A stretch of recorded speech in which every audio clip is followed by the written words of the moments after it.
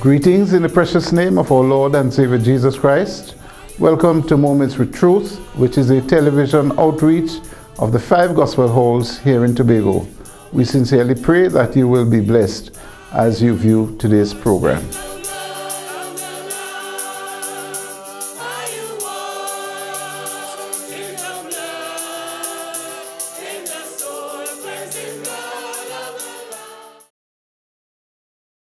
Pleasant good morning, a pleasant good day to everyone in the Republic of Trinidad and Tobago, the Caribbean, and the World Wide Web. We greet you in the wonderful name of our Lord and Savior Jesus Christ.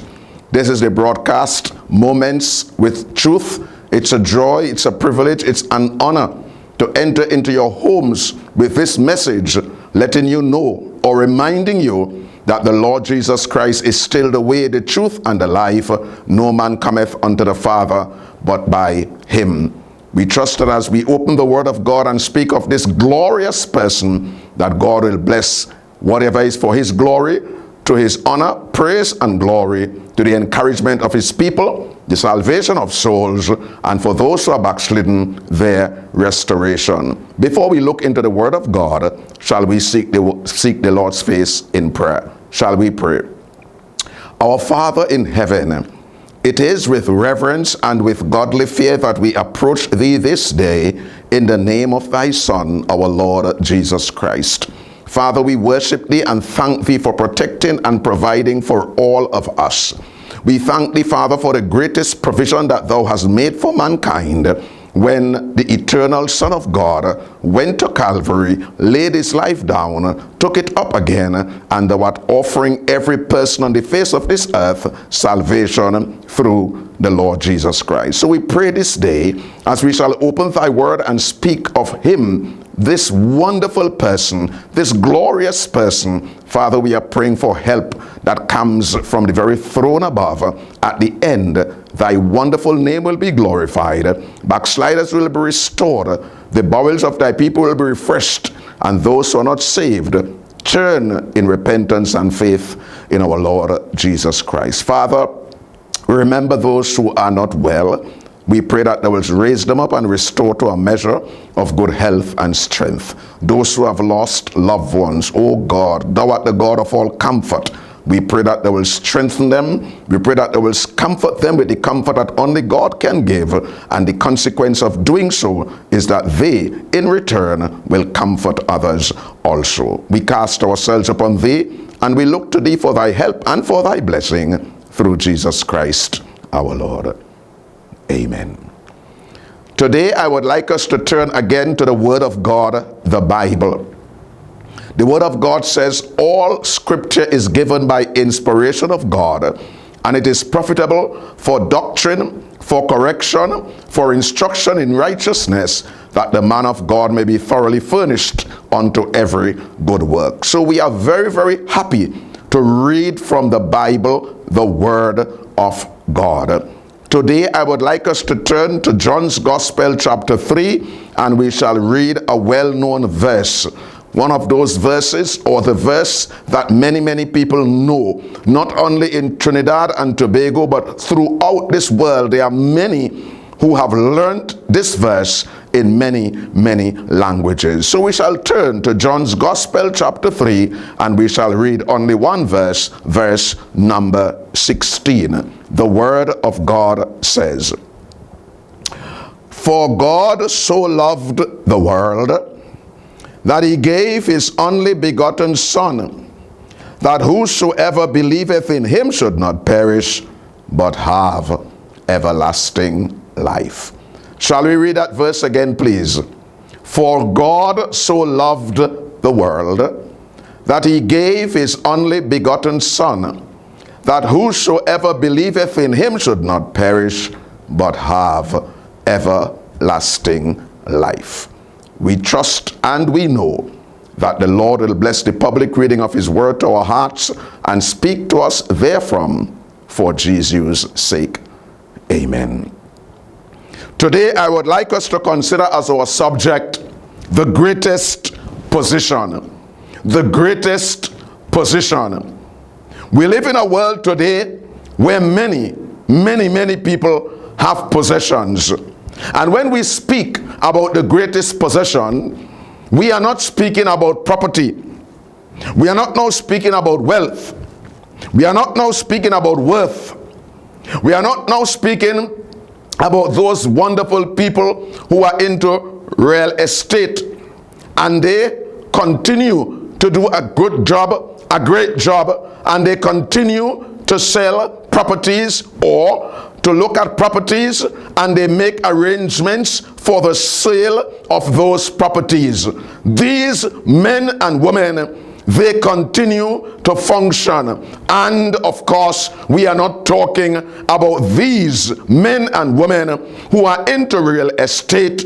And of course, we are not talking about property. We are not talking about wealth. We are not talking about worth. But we are considering the greatest possession. There is a possession that excels and exceeds every possession on this earth. As a matter of fact, you can bring all the possessions, all the properties, all the worth together, and you can come up with a figure. And when you have arrived at a figure, we are saying to you unmistakably that this possession of which we speak is still the greatest possession of all. You may ask yourself the question, what is this possession? The Bible tells us, and the greatest possible person tells us, what is the greatest possession? The Lord Jesus Christ tells us in this verse, for God so loved the world that he gave his only begotten Son, that whosoever believeth in him should not perish, but have everlasting life. This is the greatest position. Have everlasting life. You may say to yourself, well, I am alive. We are not speaking about physical life.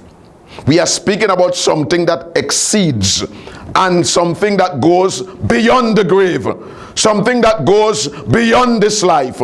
Everlasting life. Life, eternal life. Jesus alone is the giver. Life, abundant life. Glory to Jesus forever. The greatest possession.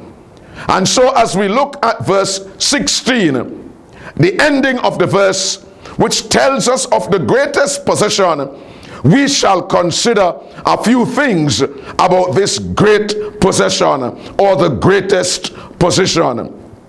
The first thing I would like us to consider is that this possession is undeserved. In other words, no man on this earth deserves it. Neither of us deserves it.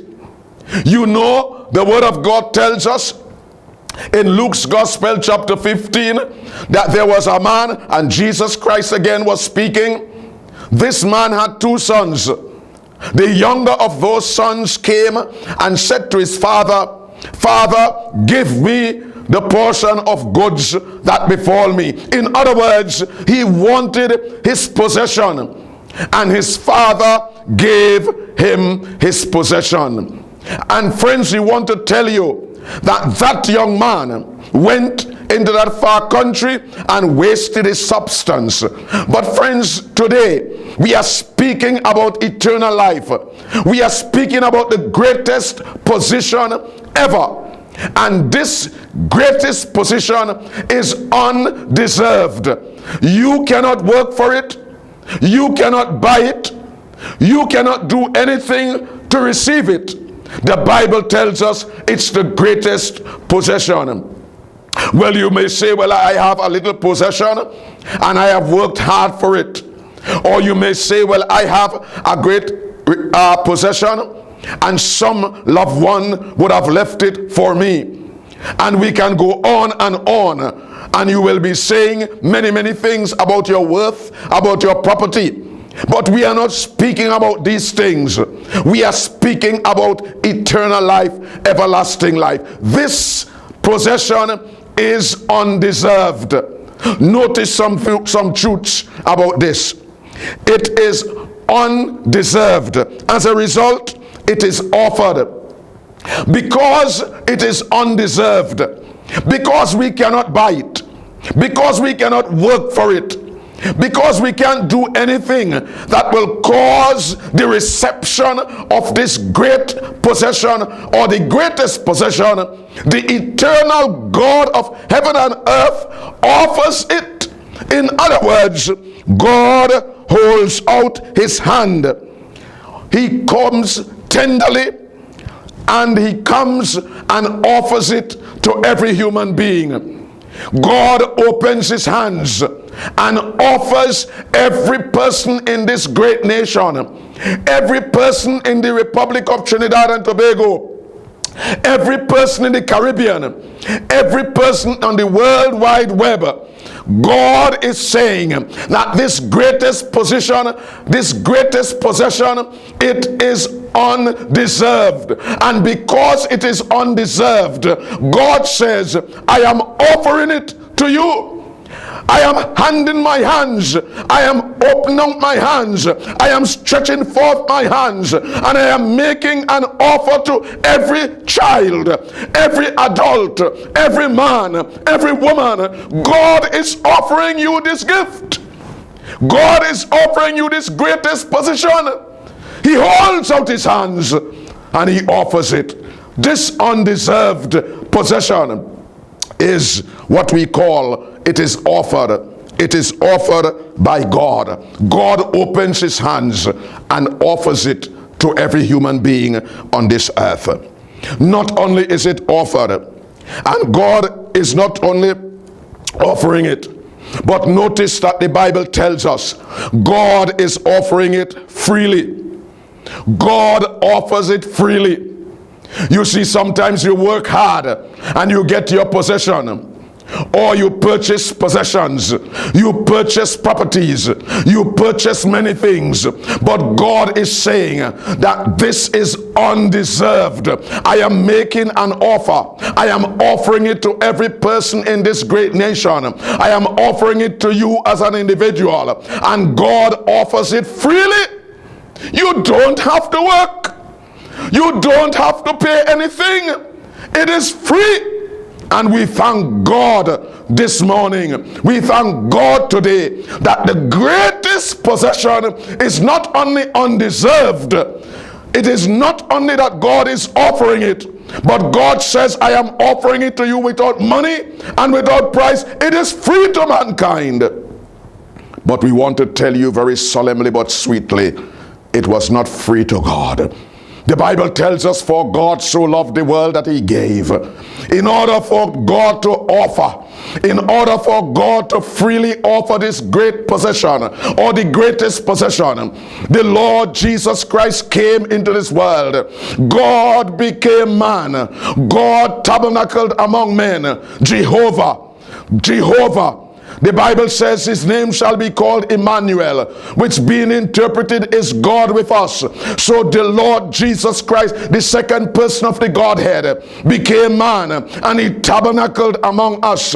We beheld his glory, the glory as of the only begotten of the Father, full of grace and truth.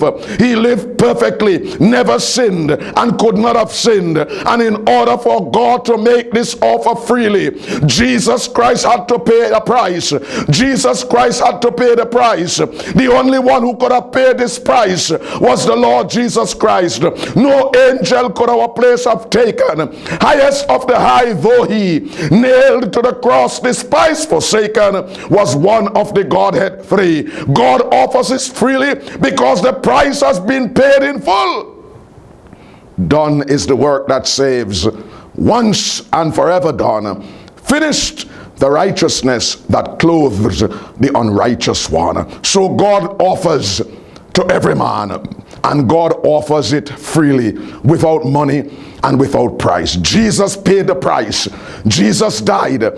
Jesus was buried, but he rose from the dead. He is alive forevermore. And God says you can be the possessor of the greatest possession All you've got to do is to bow your head, bow your hearts, believe on the Lord Jesus Christ, and thou shalt be saved. The greatest possession. It is undeserved. It is undeserved. As a result of that, God offers it. God offers it freely. But notice, God not only offers it freely, but God offers it fondly. God offers it fondly, full of love. Sometimes a person comes and makes an offer, but the person is not offering you that thing with love. But when God makes that offer, as God makes that offer today, as you are listening to this broadcast, Moments with Truth, God is not only offering it freely, He is offering it fondly, full, pregnant with divine love. It comes to you with love. What will you do this morning? What are you going to do today? Are you going to turn away from this offer? Are you going to turn away from this offer that is free? Are you going to turn away from this offer that God gives fondly, full of love? Or are you going to say, yes, Lord, save me from my sin? Our heart's desire and prayer is that you will say from your hearts, Lord, save me. God offers it freely. God offers it fondly. But notice, God offers it fully, without deficiency. No deficiency, no lack, no want, no deficiency. You see, sometimes a person comes and makes an offer, and that person makes it and comes with the offer, but it is deficient. God is offering you without deficiency, without lack, without any want. It is full, absolutely full. And God is offering you this today, this great possession, the greatest possession, and we trust you'll be wise and receive it. God is offering you this possession, and He makes this offer, only God knows, finally. God has been offering you. God has been opening His heart.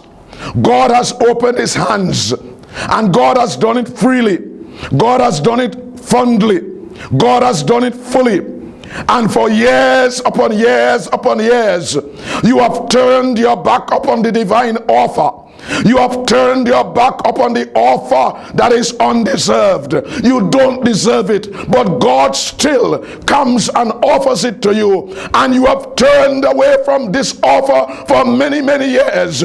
God might well be saying to you, as you view this broadcast, Moments with Truth, I am offering you for the final time. Final time. And friends, this morning, if you turn away from that offer, if you turn away from that offer, God may close the door. The Spirit of the Lord may stop striving with you. And if the Spirit of the Lord concludes striving with you, you cannot be saved again. God will not be offering you this salvation that is free again. This great possession that is free, that is full, that He offers you fondly. And because God turns and God does it finally and you did not repent, friends, you are going to die in that condition, and you are going to open your eyes in that place called hell, and you will stand before Jesus, the one who has made the offer for years, and you are going to remember every offer. You are going to remember this broadcast, Moments with Truth. You are going to remember John 3:16. You are going to remember when we said, and you are going to remember the gospel messages to which you would have listened. And you are going to remember the wooing of the Holy Spirit, and you are going to remember every time you rejected and resisted, and now you are standing, you are before the Lord Jesus Christ at the great white throne judgment, and He will judge you, and He will cast you into the lake of fire forever and forever. Friends, viewing this broadcast, Moments with Truth, it might be the final offer from God. What will you do this morning? What are you going to do today?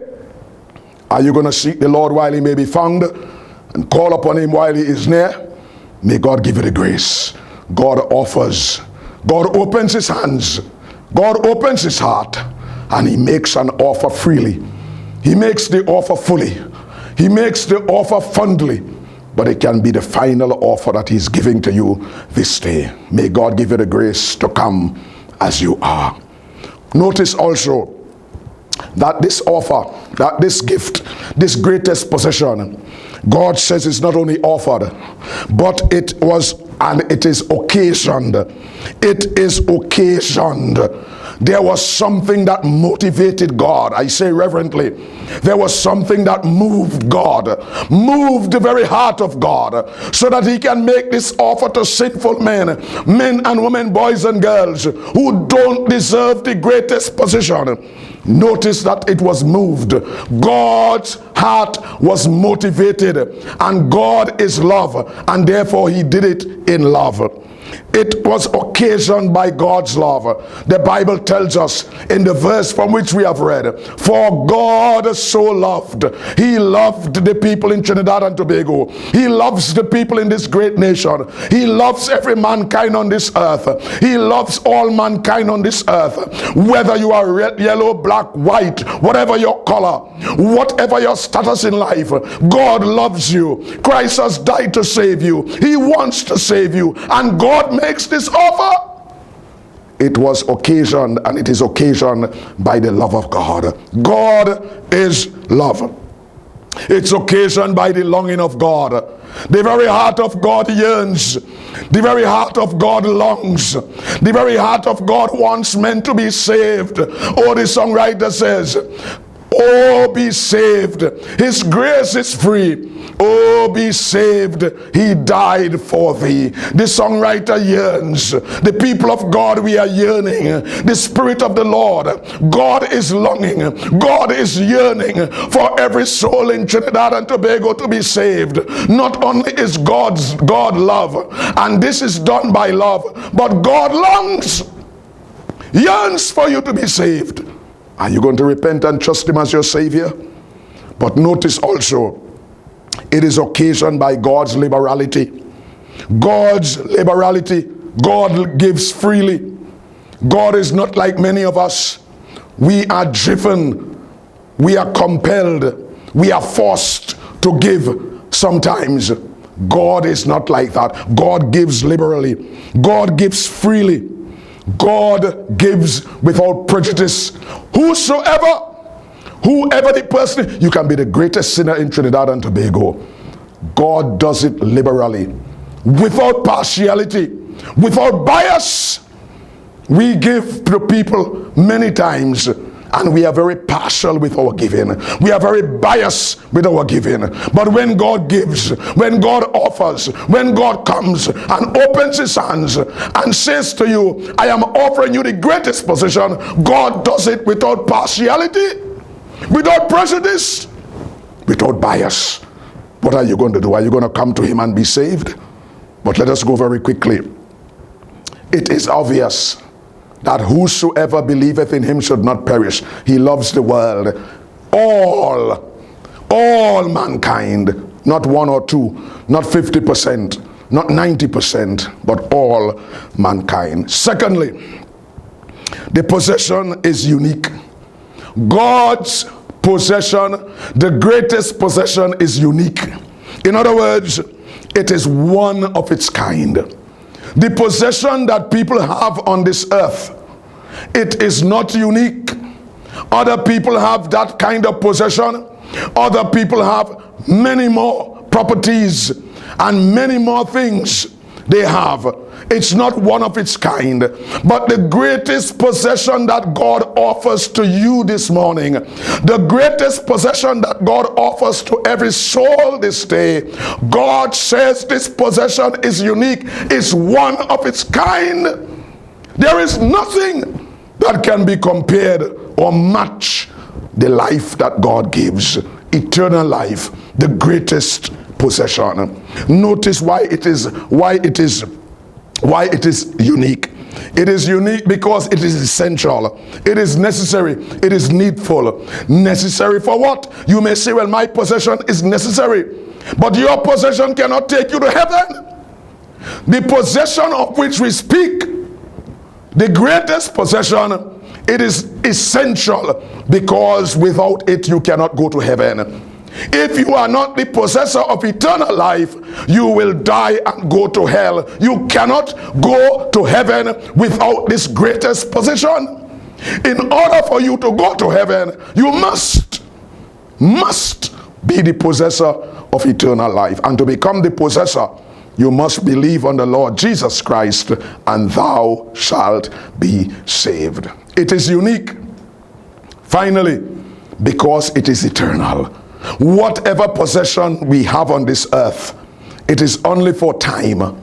It is only for this life. When we are gone, we leave everything behind. But when a man repents and turns to God through Christ, and the blood of Jesus Christ cleanses him, and he becomes the possessor of the greatest possession, God said not even death, nor life, nor principalities, nor powers can take away that possession. It is forever and forever. We trust this day that you will come to the Savior as you are for the greatest possession, by believing on the Lord Jesus Christ. We are going to close this broadcast with a word of prayer. And while we are praying, open your heart of sin and let the blessed Savior in. Shall we pray? Our God and Father, we come to thee at the close of another broadcast, Moments with Truth. Oh God, we thank thee for the greatest possession, eternal life. Life, eternal life. Jesus alone is the giver. We thank thee that this life is undeserved.